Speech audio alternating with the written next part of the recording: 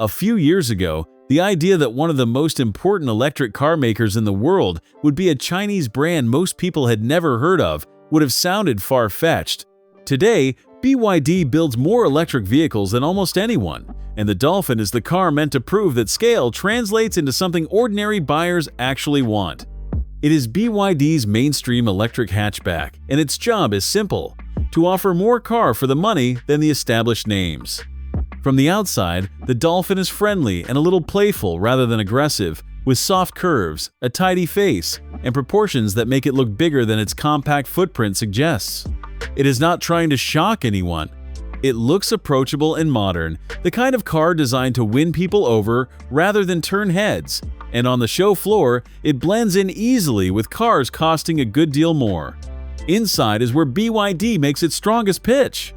The cabin is genuinely well equipped, built around a large central touchscreen that famously rotates between portrait and landscape, and it comes loaded with features that rivals often charge extra for, including a heat pump and vehicle to load, which lets you run appliances straight from the battery. The materials are a mix. Some surfaces feel genuinely nice, while others remind you of the price. But the sense of getting a lot of equipment for your money is constant. Practicality is solid for the class.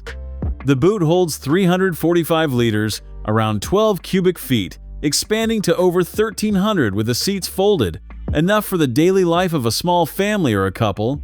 If breakdowns like this help you decide which electric car is worth it, subscribe so you catch the next one.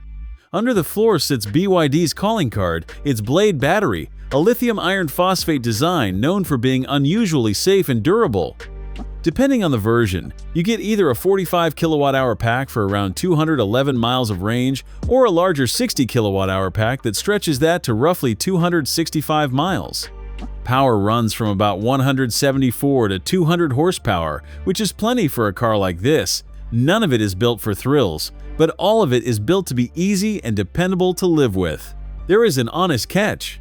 The Dolphin's controls take some learning, because a lot of functions are buried in that touchscreen rather than given physical buttons, and the driving experience is soft and comfort-focused rather than engaging.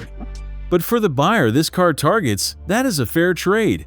You are getting a safe, well-equipped, genuinely affordable electric car from the company that makes more of them than anyone. Taken together, the Dolphin is proof that the balance of power in the electric car world really has shifted. It is not the most exciting car in its class, but it might just be the most car for the money. And for a huge number of buyers, that is exactly the point.